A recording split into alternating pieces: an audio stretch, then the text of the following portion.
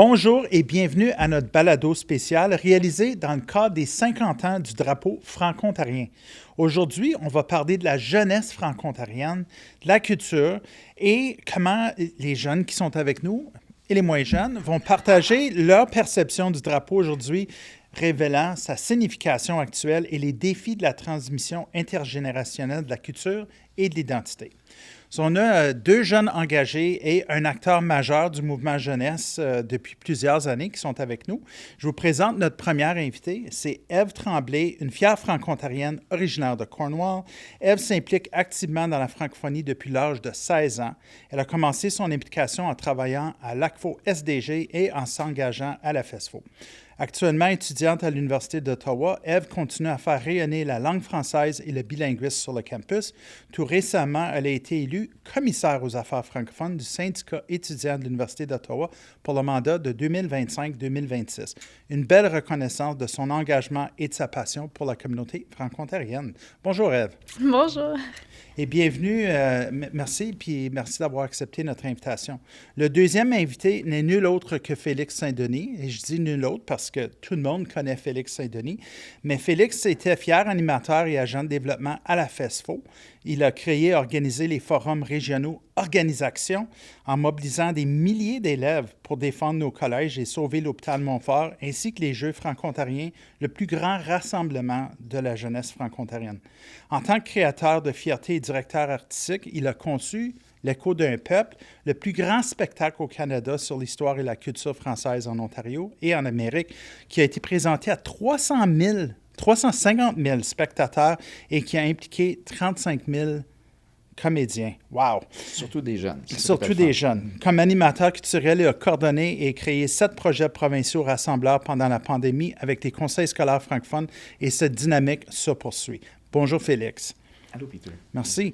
Et avec nous aussi Eva Blais. Eva est une jeune passionnée profondément engagée dans la francophonie ontarienne, ancienne présidente de la FESFO et actuellement agente de projet à l'AFO, étudiante à l'Université d'Ottawa en art interdisciplinaire avec une mineure en études des francophonies. Elle continue de faire rayonner la francophonie à travers ses multiples implications dans la communauté franco-ontarienne. Bonjour, merci d'avoir accepté notre invitation, Eva. Aujourd'hui, on va parler du drapeau, de la culture. Je vous lance directement dans le sujet. Je commence avec toi, Ève. Qu'est-ce que le drapeau franco-ontarien représente pour toi personnellement? Oui, bien pour moi, le drapeau franco-ontarien, je pense que c'est vraiment un symbole de comment moi j'ai grandi. Moi, j'ai vraiment grandi à Cornwall. J'ai été à une école francophone toute ma vie, tu sais, participer à des activités de la FESFO. Fait que je pense que c'est vraiment genre le symbole qui est toujours présent à ces événements-là, qu'on voit un peu partout. Fait que pour moi, ça représente vraiment la fierté de parler en français en Ontario, puis aussi toute la communauté qui va avec ça. Puis toi, Eva?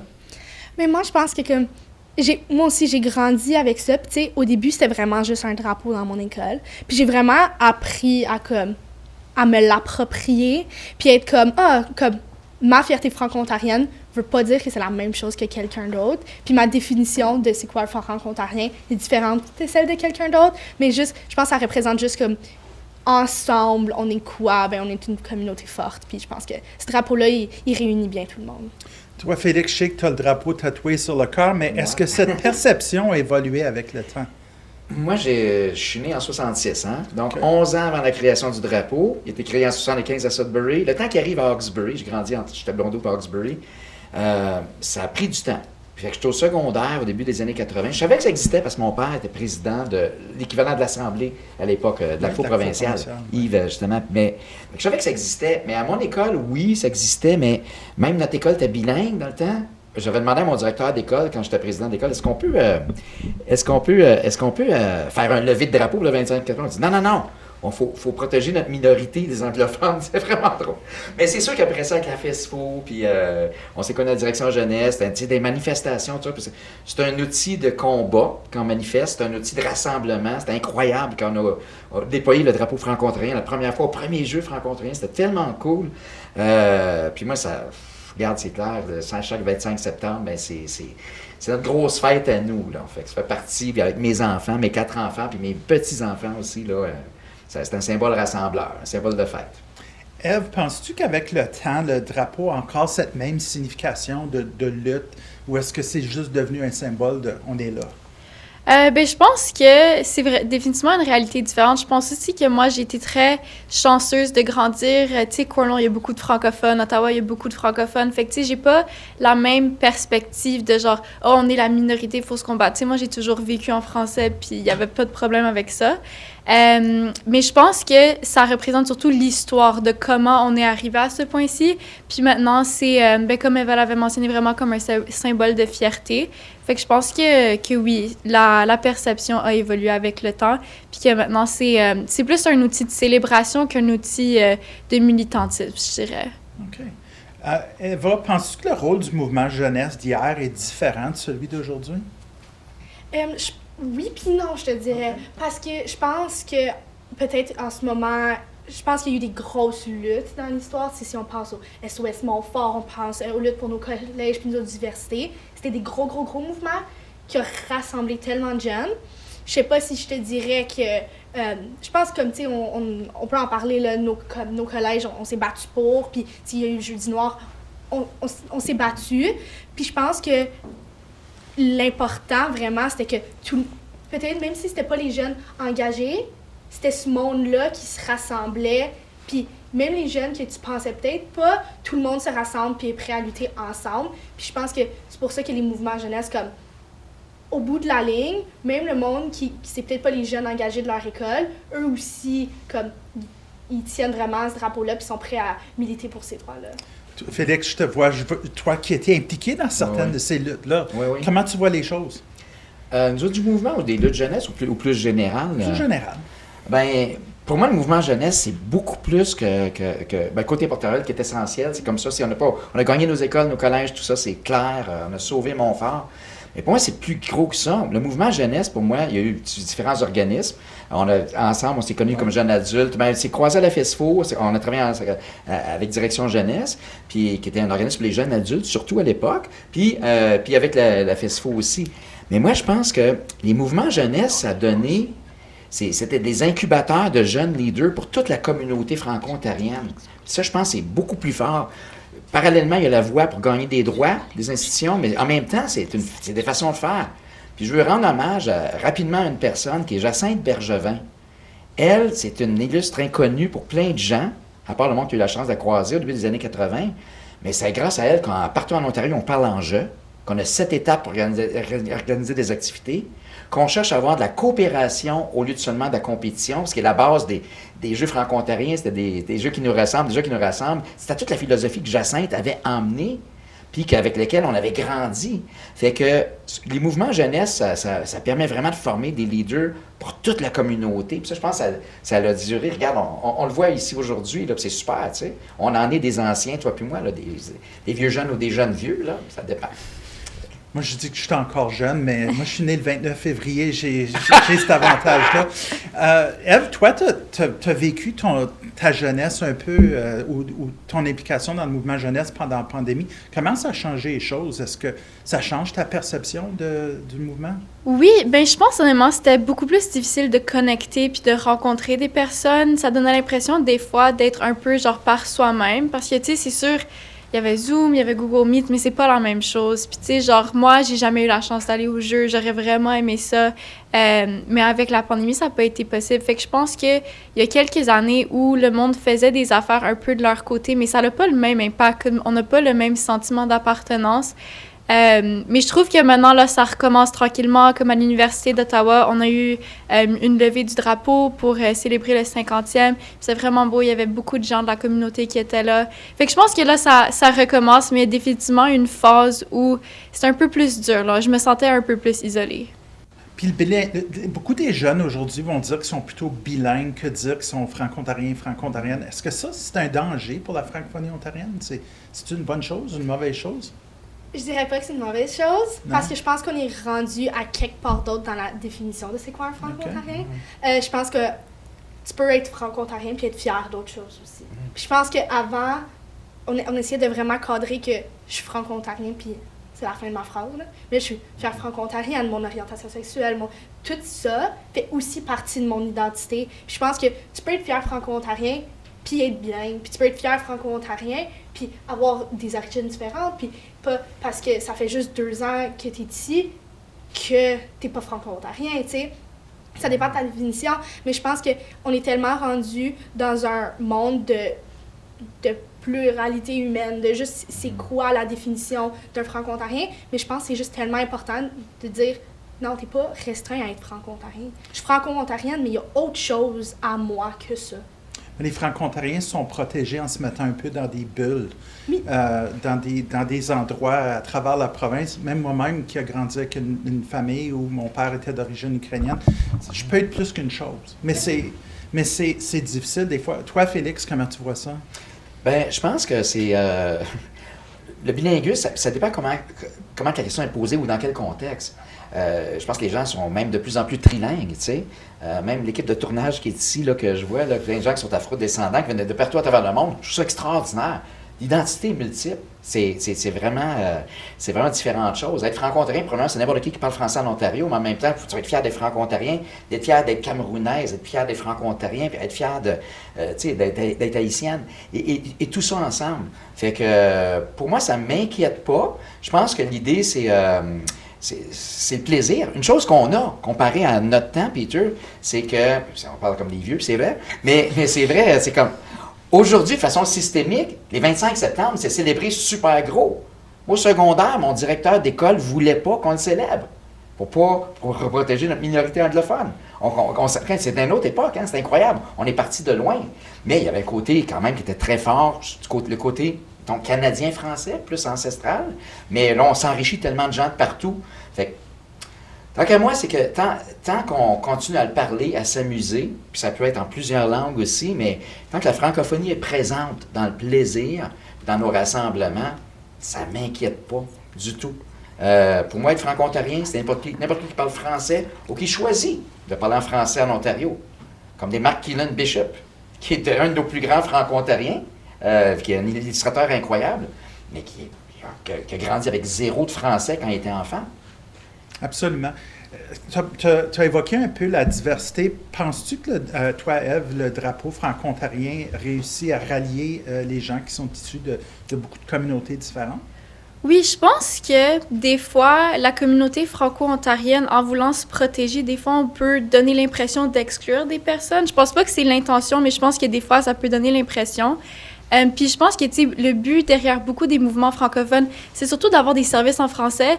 Puis quand on a des francophones, peu importe d'où ils viennent, on a une plus grosse demande en français, puis ça bénéficie de tout le monde.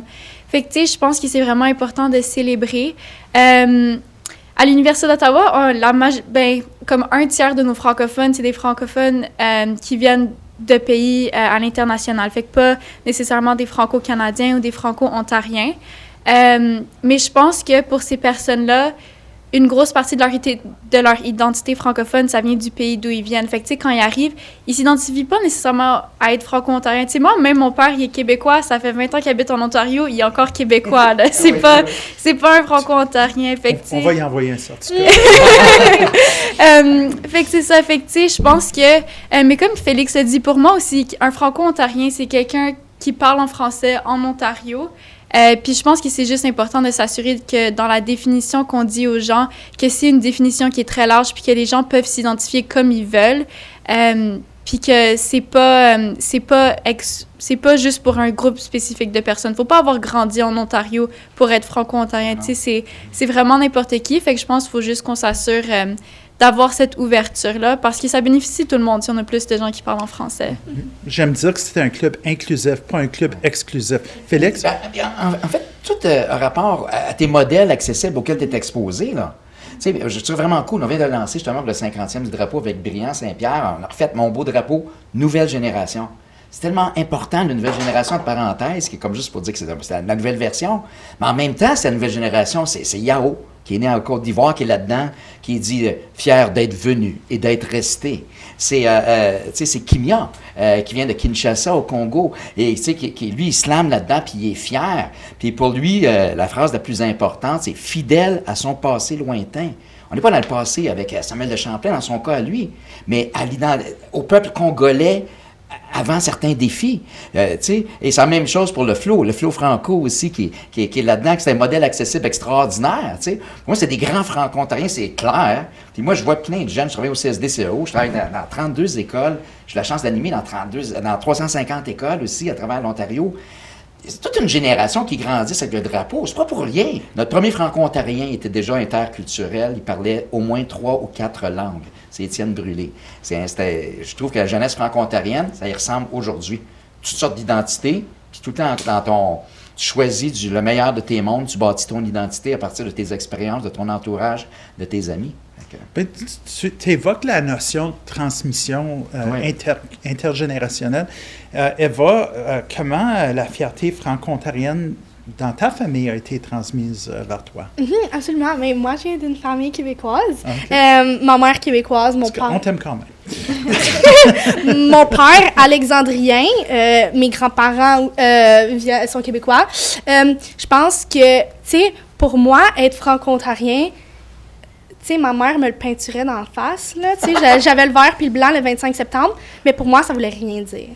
Ça, c'est quelque chose qui est venu vraiment avec le temps. Puis je te dirais, devenir franco-ontarienne, la première fois que je me suis dit, oui, je suis vraiment franco-ontarienne, puis je me suis vraiment identifiée à ce titre-là, c'est après mon premier événement FESFO.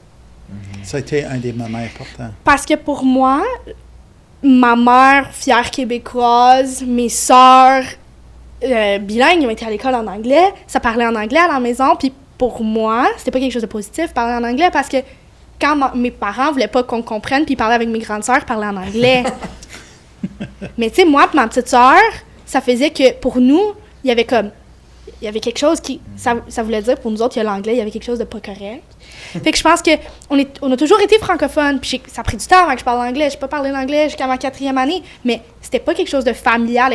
Le franco-ontarien, puis mes parents y étaient impliqués, puis après ça, tu sais, ça s'est passé. L'implication s'est passée, mais mon père, tu lui demandes c'est quoi la FESFO, il le sait. Mon père, il savait c'était quoi, mais c'était pour les cool kids, lui, dans son école.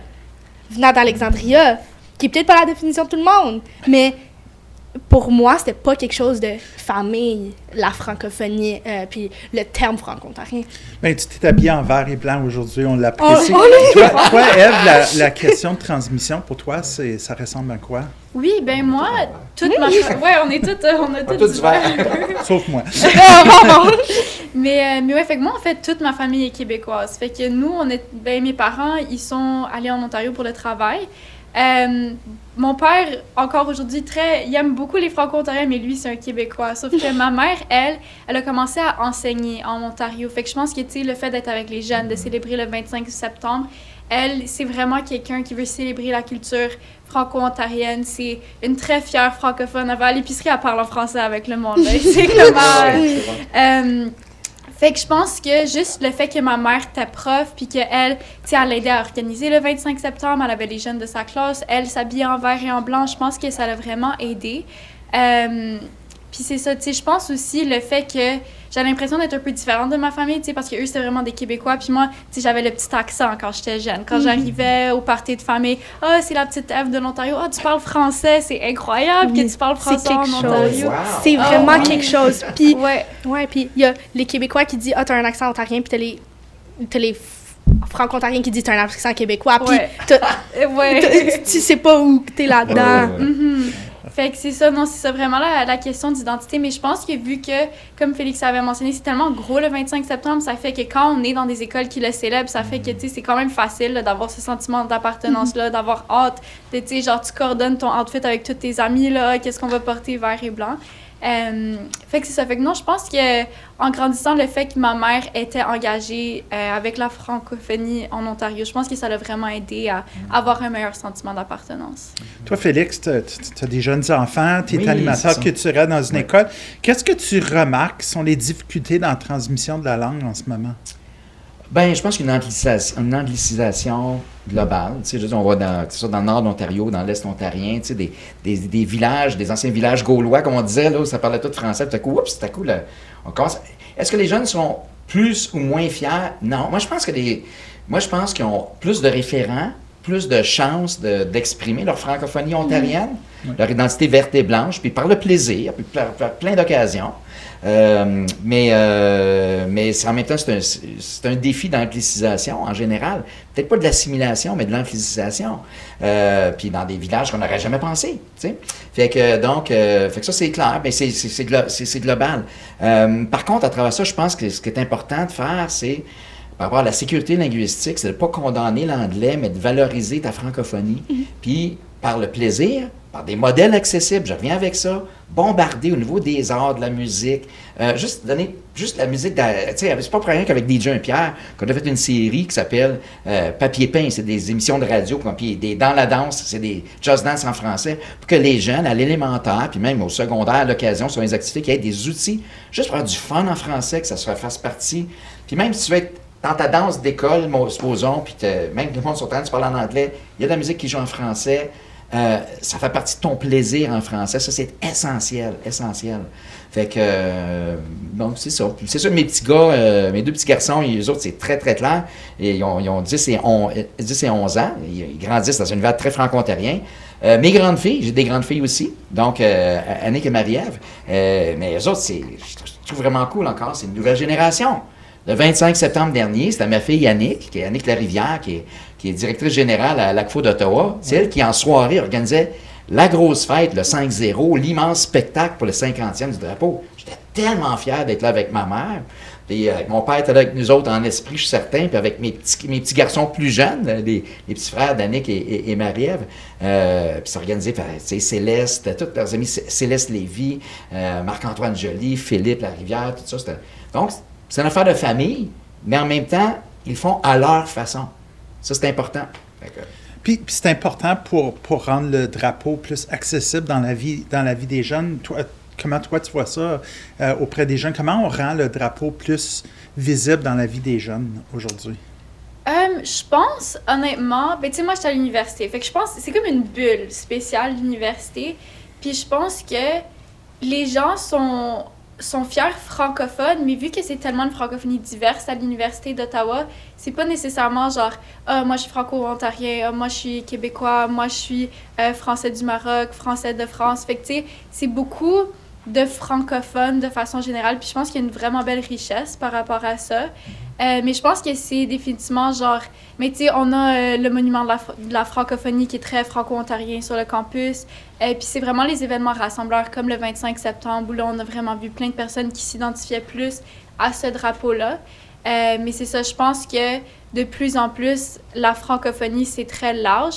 Puis oui, on peut s'identifier au drapeau franco-ontarien spécifiquement, mais je pense qu'on s'identifie surtout en tant que genre francophone en Ontario. Fait que je pense qu'il y a un petit peu un chiffre par rapport à ça, surtout genre dans le contexte où moi j'habite, là, à l'université. Tu as des idées sur ça? Voulez-vous répéter la question? Qu'est-ce qui pourrait aider à rendre le drapeau et la francophonie plus présents dans la vie des jeunes? Mais je pense que, en tout cas, moi, comme animateur culturel, je travaille vraiment fort avec une belle gang dans mon conseil scolaire.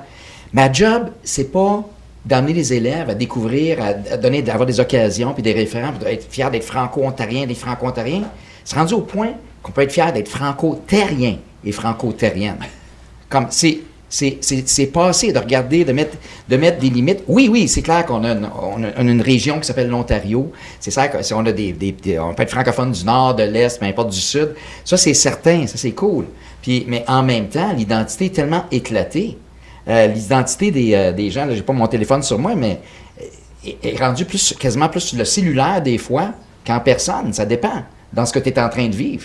Tu sais, il y a des équipes, il y a des gens, mon voisin, ils viennent du Brésil, il a choisi Castlemaine, c'est mon village, parce que c'est un village francophone, il travaille avec une équipe internationale en 3 langues, puis il a décidé d'inscrire ses enfants à l'école franco-ontarienne, et il parlait portugais à la maison, anglais, ils ont appris le français comme ça, fiers d'être franco-ontariens, et en même temps fiers d'être brésiliens au bout, ça c'est important. Fait que moi, je pense que que le drapeau, c'est un symbole, mais on doit aussi célébrer même tout le mois de la francophonie, pas juste la journée de la francophonie au mois de mars, pas juste la semaine, mais le mois. C'est tellement une richesse incroyable, puis il faut donner des racines planétaires à toute la nouvelle génération. En fait, il ne faut pas les donner des occasions pour qu'ils et elles les découvrent, tu sais. Fait que, Ça, elle va dans un monde qui est de plus en plus anglophone. Tu entends Félix parler de son voisin.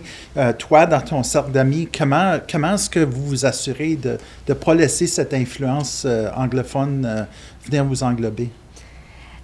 Moi, mes amis, là, on est une belle gang d'amis de la FESFO. J'ai mon groupe d'amis de la FESFO. On est tous des anciens du conseil de représentation puis tout ça, ou des anciens du réseau, right? C'est plus gros que ça, le réseau. Il n'y a pas juste le réseau franco-ontarien. Tu sais, je pense que la base commence, là, que l'Université d'Ottawa offre des cours en français. Puis je suis choyée, puis je suis vraiment contente que mes cours sont offerts en français. Fait que rendu à l'université, t'es hangante avec tes amis, c'est étudier, là. Fait que, étudier en français, c'est juste les petites choses comme ça que, juste parce qu'on a encore le droit de, comme, puis on a encore, tu sais, j'ai le pouvoir de aller puis me faire servir en français. Je pense que c'est juste que, à cause que c'est plus accessible, puis plus que l'offre active monte, malgré que, oui, il y a beaucoup d'anglais, puis tout s'englobe, juste le fait qu'on sait que ça existe encore, de, comme, juste parler en français, aller à l'école en français, vivre en français. Juste le fait de vivre en français, je pense que c'est difficile à perdre. Surtout quand que, on est, tu sais, comme, quand t'es fier de ça, je pense que c'est vraiment plus difficile à perdre. Puis, tu sais, on peut parler en anglais dans mon groupe d'amis. Comme, tu sais, on parle aussi en anglais, mais je pense que c'est de revenir aussi des fois à la base de, comme, on est tous francophones, puis on est fiers aussi de l'être. C'est juste partie de qui tu es. Félix? Exactement. je vois le temps qui file. Message vraiment important. Faut qu'on ait, comme on avait avant la COVID, des occasions de rassemblement majeurs entre jeunes, peu importe, que ce soit les Jeux franco-ontariens, des tournois d'impro. Il y en a qui sont revenus, c'est clair, des tournois de la folie, festival quand ça nous chante, tout ça. Ces occasions-là, il faut qu'on investisse tout le monde en éducation, tout le monde de partout en province. C'est là que quand tu te fais des amis du Nord, du Sud, que quand tu gagnes confiance, quand tu vis un événement, un concert, tu es dans une équipe où les équipes sont mélangées, pas école contre école. Ça, on bâtit une communauté. Ces événements-là deviennent des incubateurs de jeunes leaders qui vont aller s'impliquer partout, autant au niveau des sciences qu'au niveau du leadership officiel, au niveau de porte-parole, qu'au niveau des sports, au niveau des arts. Nos grands leaders, quand je dis leaders, artistes, porte-parole, personnes qui nous inspirent, chefs de compagnie, d'entreprise. Je faisais un petit sondage ce matin sur des anciens de Couchiching, c'est incroyable comment ils sont partout, mais ils ont vécu des rassemblements. Il faut investir là-dedans. On a des organisations comme la FESFO qui ont besoin d'un coup de main financier, entre autres, pour pouvoir ramener des grands événements comme ça, en plus du beau rôle de porte-parole, parce que c'est là que ça se passe. Quand tu tombes en amour avec du monde de partout en Ontario, là, ça devient ta gang, ta famille, ta gang, c'est là que ça se passe, dans ces fins de semaine-là. Je regarde le leadership qui a passé par la FESFO, par d'autres organismes jeunesse au cours des années. C'est des gens qui sont placés partout, dans nos collèges, dans nos universités, beaucoup de gens qui travaillent au sein du gouvernement. Puis c'est des gens qui font avancer les dossiers. Toute cette notion de leadership qui est partagée, c'est des valeurs qu'on a apprises avec lesquelles on travaille encore. Tu as évoqué le rôle de l'AFO un peu dans ce que tu viens de dire. Toi, Ève, penses-tu que l'AFO arrive à rejoindre les plus jeunes générations? Est-ce que c'est quelque chose qu'on a même besoin de faire? Oui, c'est super important d'impliquer les jeunes générations parce que c'est les personnes que demain, c'est eux qui vont s'occuper des organismes comme l'AFO et tout. Je pense que c'est juste important de s'assurer que les activités sont accessibles, surtout d'un point de vue monétaire, tu sais. Comme quand on parle du congrès qu'il y avait eu à Toronto, moi, j'aurais adoré y aller, mais en tant qu'étudiant, tu sais, dépenser des centaines de dollars sur un billet, puis le transport et tout. Fait que c'est sûr, ça coûte l'argent là, d'organiser des événements, mais je pense que c'est juste d'essayer à penser à des façons de rejoindre les jeunes en s'assurant que c'est accessible d'un point de vue genre géographique puis monétaire aussi, juste pour qu'ils puissent venir puis participer à ces conversations-là. On va se parler pour le congrès de l'année prochaine. Qu'est-ce que tu penses que l'AFO peut faire de plus pour impliquer les jeunes dans le mouvement?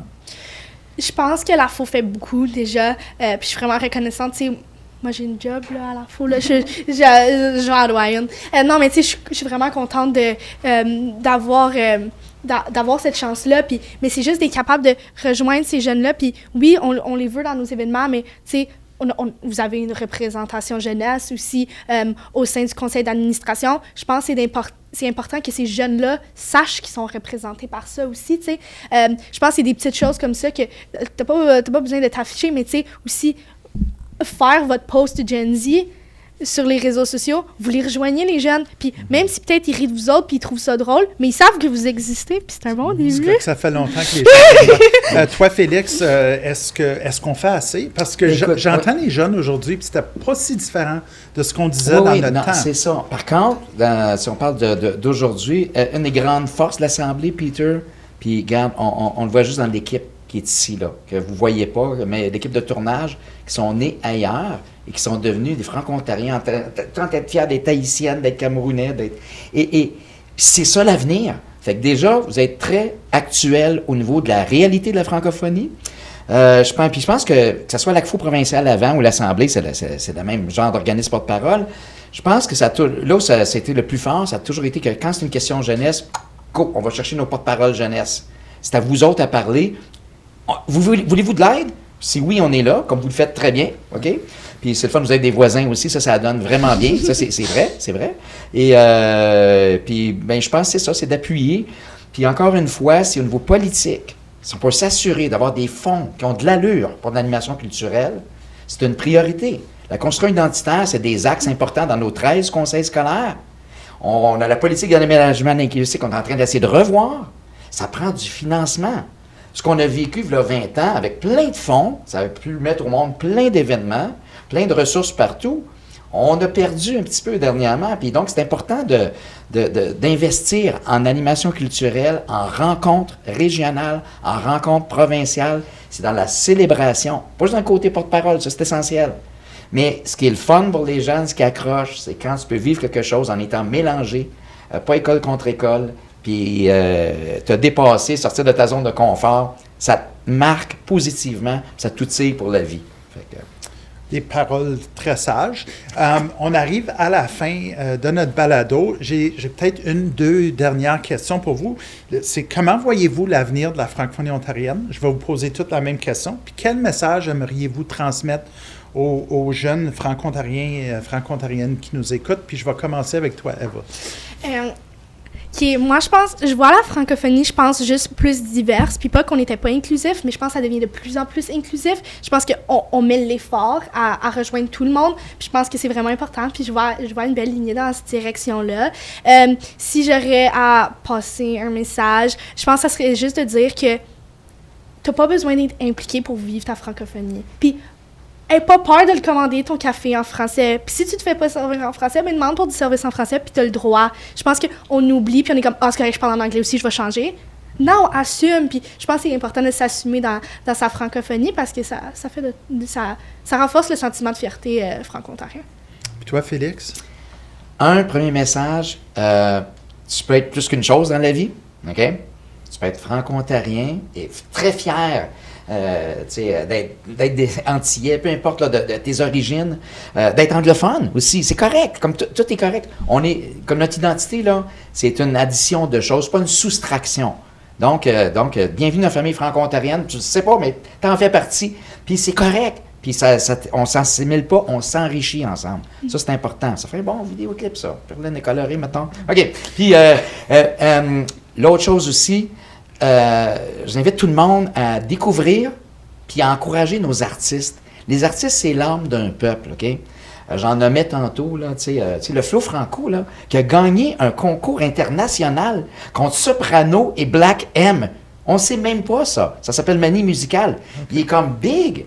Ben, il faut qu'on le fasse tourner dans nos écoles, il faut qu'on ait des fonds pour le faire. En plus de ça, c'est un ancien animateur FESFO. Au CSDCO, pendant le mois de l'histoire des personnes afrodescendantes, on a eu des discussions vraiment comme courageuses par rapport à l'identité, par rapport aux microagressions, tout ça, mais par rapport à l'identité des personnes afrodescendantes. On a des championnes et des champions parmi nos artistes. Faut s'en servir. Il va falloir changer son nom à Le Gros Flo. En tout cas, c'est pas une bonne joke. Toi, Eve? Moi, je vois vraiment la francophonie comme une francophonie plurielle. Tu sais, on a parlé de vraiment célébrer la richesse, la diversité de la francophonie. Puis vraiment, un de mes conseils, ce serait de continuer d'accueillir ces personnes-là. On a parlé de francophones qui viennent pas nécessairement de l'Ontario, mais aussi les anglophones qui apprennent le français. Ceux qui font un effort, encouragez-les. Puis soyez fiers de votre accent, peu importe si on a parlé de l'accent plus tôt. C'est une belle richesse. Genre, essayez de pas nécessairement de changer votre accent pour rentrer dans un moule. Là, je pense que c'est vraiment une belle richesse. Puis soyez-en fiers. En tout cas, merci beaucoup, Ève, Félix, Eva, pour cette discussion très intéressante. Pour ceux qui nous écoutent, merci énormément d'être avec nous aujourd'hui et faire partie de cette série de balados. N'oubliez pas, si on est jeune un jour, on est jeune toujours. Et ça va être mes paroles pour la fin de ce balado. Merci et à la prochaine.